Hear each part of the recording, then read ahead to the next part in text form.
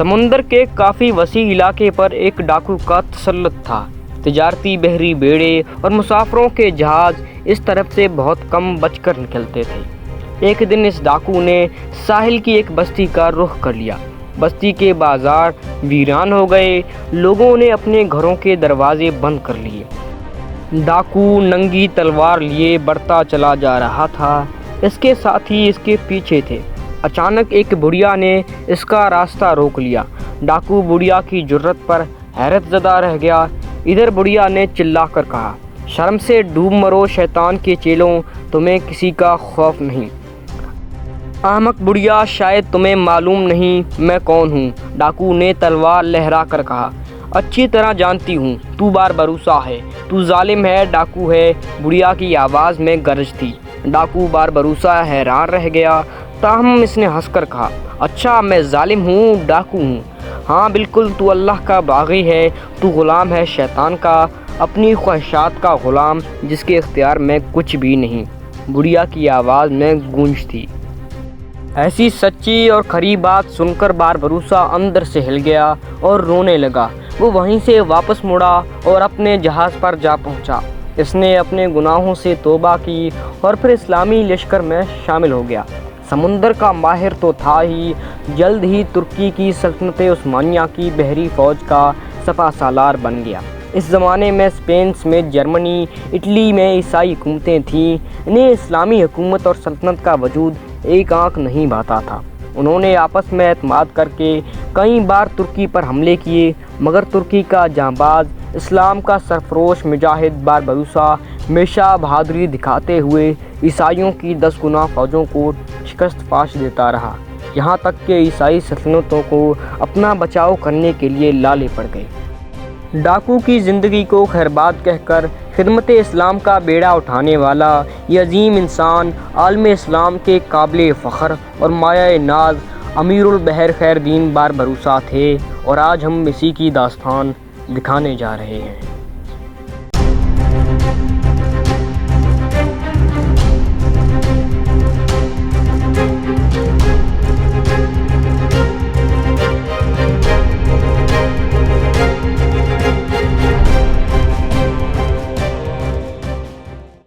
پرتگالی زبان میں باربوزا لال داڑھی والے کو کہتے ہیں۔ عربوں میں اکثر رواج تھا جب داڑھی اور سر کے بال سفید ہونے لگتے تو اس میں مہندی لگا کر انہیں لال کر لیا جاتا تھا۔ عربوں سے یہ رواج ترکوں میں بھی پھیل گیا۔ پرتگالی خود بڑے اچھے ملحہ ہوتے تھے۔ جب وہ کسی سرخ داڑھی والے مسلمان ملحہ یا امیر البحر کو دیکھتے تو اسے باربوزا کہنے لگتے۔ اسی لفظ کو ترکی اور عربی میں باربروسا کہا جانے لگا۔ ایوبیا یونان کے جنوب میں ایک چھوٹا سا جزیرہ تھا جسے عثمانی فرما رواں سلطان محمد ثانی نے 1462 میں فتح کر کے اپنی عملداری میں شامل کر لیا۔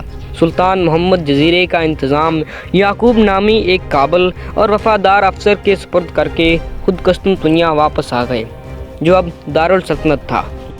یعقوب کی شخصیت بھی بڑی متنازع ہے۔ ترک مورخوں نے انہیں مسلمان لکھا ہے، جبکہ عیسائی تاریخ دانوں نے انہیں عیسائی ٹھہرایا ہے، کیونکہ عثمانی سلاطین نے بہت سے غیر مسلموں کو بڑے بڑے عہدوں پر نامور کیا تھا اور انہوں نے بھی نہایت وفاداری سے خدمات انجام دی تھیں۔ اس لیے اس کا بھی امکان ہے کہ عیسائی مورخوں کا دعویٰ درست ہو اور غلط بھی ہو سکتا ہے۔ یعقوب کے 4 بیٹے تھے، جن کے نام اسحاق، الیاس، عروج اور خضر تھے۔ یعقوب کا تو اسی عہد پر انتقال ہو گیا۔ ان کی اولاد میں اسحاق نے تجارت میں بڑی کامیابی حاصل کی اور باقی تینوں بھائیوں نے بحری فوج میں شمولیت اختیار کر لی۔ سمندری سفر اور دور دراز ملکوں کی سیر کا شوق اس زمانے میں زیادہ تر جوشیلے نوجوانوں کو بحری ملازمت میں کھینچ لایا کرتا تھا۔ ان میں الیاس ابتدا ہی میں کسی بحری جنگ میں کام آیا، البتہ عروج اور خضر دونوں نے بے حد ترقی کی اور امیر البحر کے جلیل القدر عہدوں تک جا پہنچے۔ عروج نے خود اپنے نام عروج سے شہرت پائی، جبکہ خضر خیر دین کے نام سے مشہور ہوئے۔ خیر دین باربروسا امیر البحر عروج کے نہ صرف چھوٹے بھائی بلکہ شاگرد بھی تھے، لیکن انہوں نے اپنے بھائی سے زیادہ شہرت پائی۔ لفظ باربروسا حالانکہ دونوں کے نام کا جزو تھا، مگر تاریخ میں جہاں صرف باربروسا لکھا ہو وہاں امیر البحر خیردین پاشا ہی مراد ہوتے ہیں۔ ابتدا میں وہ ذاتی جہاز لے کر بحر روم میں عیسائی تجارتی جہازوں پر چھاپے مارا کرتے تھے۔ بعد میں جب ان کی طاقت بڑھ گئی تو انہوں نے افریقہ کے ساحلوں پر حملے شروع کی اور الجزائر شہر اور اس کے آس پاس کے علاقے پر قبضہ کر لیا۔ لیکن یہ دیکھ کر کہ وہ اپنی حکومت نہیں چلا سکیں گے، انہوں نے یہ علاقے ترکی کے عثمانی سلطان سلیم کے حوالے کر دیے۔ سلطان سلیم عثمانی سلطان محمد فاتح کا بیٹا تھا۔ اس کے بعد جب اس کا بیٹا سلیمان عظیم قانونی تخت پر بیٹھا تو اس نے خیردین پاشا کو پورے عثمانی بیڑے کا امیر البحر مقرر کیا۔ عثمانی ملازمت کے دوران سب سے پہلے انہیں شہنشاہ چارلس کے بیڑے پر حملے کا حکم دیا گیا تھا۔ خیردین پاشا باربروسا نے عیسائیوں کے اس زبردست بیڑے کو تباہ کر دیا اور دوسرے ساحلی شہروں پر قبضہ کر لیا۔ اس کے بعد انہوں نے اٹلی کے ساحلوں پر کئی حملے کیے اور بہت سا علاقہ فتح کر کے عثمانی سلطنت میں شامل کر دیا۔ چارلس کے مشہور امیر البحر اینڈریڈ ویرا کو انہوں نے متعدد بار شرمناک شکستیں دیں۔ اس عہد میں تونس کی الگ حکومت تھی، لیکن شمالی افریقہ میں اس سے ملا ہوا الجزائر سلطنت ترکی کا علاقہ تھا۔ امیر البحر خیردین پاشا باربروسا نے سلیمان عظیم کی ہدایت پر تونس پر حملہ کیا اور سلطان حسن کی بحری اور بری طاقت کو شکست دے کر اسے الجزائر میں شامل کر دیا۔ تونس کے حکمران سلطان حسن اور عیسائی شہنشاہ چارلس کے درمیان مشترکہ دفاع کا معاہدہ موجود تھا۔ اس کے تحت سلطان حسن نے اس سے مدد کی درخواست کی۔ عیسائی شہنشاہ چارلس 5 جہاز کا زبردست جنگی بیڑا اور 30,000 فوج لے کر تونس پر حملہ ور ہوا۔ عیسائی فوجوں کی تعداد بہت زیادہ تھی، چنانچہ خیردین پاشا باربروسا کو شکست کھا کر تونس سے نکلنا پڑا۔ چارلس نے تونس کے 30,000 مسلمان مردوں، عورتوں اور بچوں کو قتل کر دیا اور ہزاروں خاندان جان بچانے کے لیے عیسائی بن گئے۔ اس شکست کے بعد سلیمان عظیم نے فرانس سے معاہدہ کر لیا، جس کے مطابق دونوں حکومتیں نے بوقت ضرورت ایک دوسرے کی مدد کرنے کا وعدہ کیا۔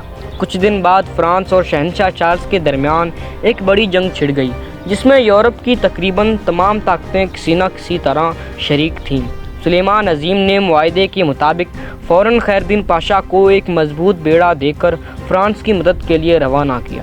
وہ اپنی پچھلی شکست کا انتقام لینے پر تلے ہوئے تھے، اس لیے ان کا اور ان کی بحری فوج کا جوش و خروش بہت بڑا ہوا تھا۔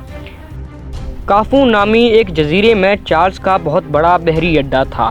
خیردین باربروسا نے کافو کا محاصرہ کر لیا اور چند ہی روز میں اسے فتح کر کے اس پر سلطان ترکی کا پرچم لہرا دیا۔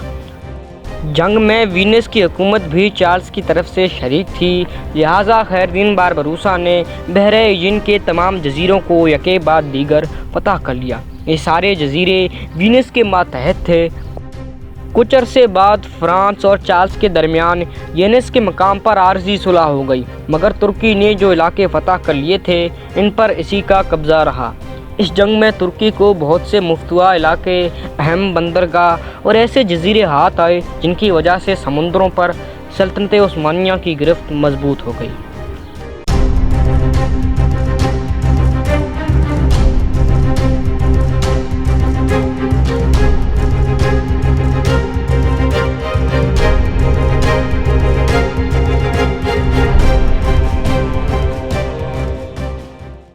945 ہجری میں پوپ فرڈیننڈ نے، جو ہنگری کا شہنشاہ بھی تھا، جمہوریہ وینس اور شہنشاہ چارلس سے مل کر ترکوں کے خلاف اتحاد مقدس قائم کیا۔ پوپ نے ایک فتنے کے ذریعے اس جنگ کو مذہبی لڑائی یعنی صلیبی جنگ قرار دیا، چنانچہ یورپ کی دوسری عیسائی حکومتوں اور عام لوگوں نے بھی اتحادیوں کی مدد کی۔ اس طرح جو بحری بیڑا فراہم کیا گیا وہ عثمانی بیڑے سے کئی گنا زیادہ بڑا تھا۔ اس کی کمان عیسائی دنیا کا سب سے بڑا امیر البحر اینڈریڈ ویرا کر رہا تھا۔ عثمانی بیڑے کے انچارج امیر البحر خیردین باربروسا تھے۔ جزیرہ پروسیا کے قریب یہ مشہور تاریخی جنگ ہوئی، جس میں اتحادی بیڑے کو شرمناک شکست سے دوچار ہونا پڑا اور ان کے سارے بحری مقبوضات ترکی کے زیر نگین آ گئے۔ اسپین کے شہنشاہ چارلس کو انتقام لینے کی فکر پڑ گئی۔ پھر الجزائر کی طرف سے اسے نہ صرف اسپین بلکہ اپنے اطالوی ساحلی مقبوضات کے لیے بھی خطرہ نظر آ رہا تھا۔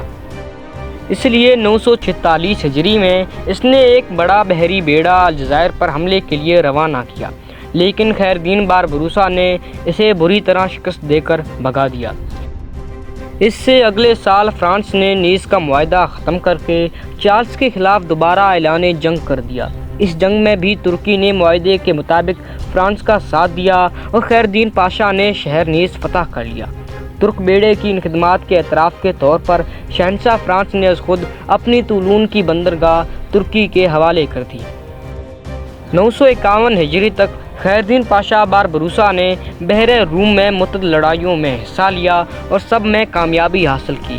یورپ والے انہیں ناقابل شکست سمجھنے لگے، اور پھر تو یہ عالم ہو گیا کہ عیسائی ملحہ اور سپاہی بحری فوج میں بھرتی کے وقت پہلے یہ شرط رکھنے لگے کہ انہیں باربروسا سے لڑنے کو نہیں کہا جائے گا۔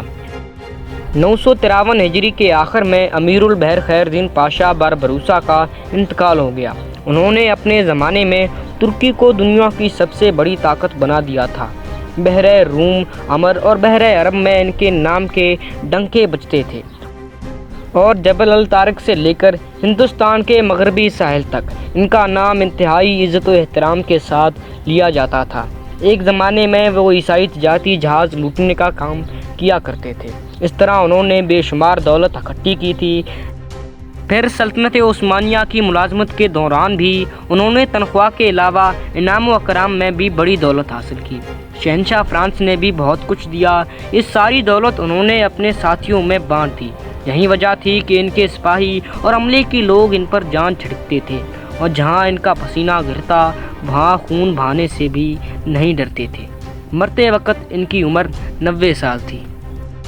انتقال کے بعد سلطان نے ان کی قبر سمندر کے کنارے اس طرح سے بنوائی کہ اس کی لہریں ہر طرف قبر کی دیوار چومتی رہیں۔ درہ دانیال میں شاخ زریں کے سر پر ان کی قبر آج بھی موجود ہے، اور ترکی کا بحری بیڑا جب بھی درہ دانیال سے گزرتا ہے دنیا کے اس عظیم امیر البحر کو سلام پیش کرتا ہے۔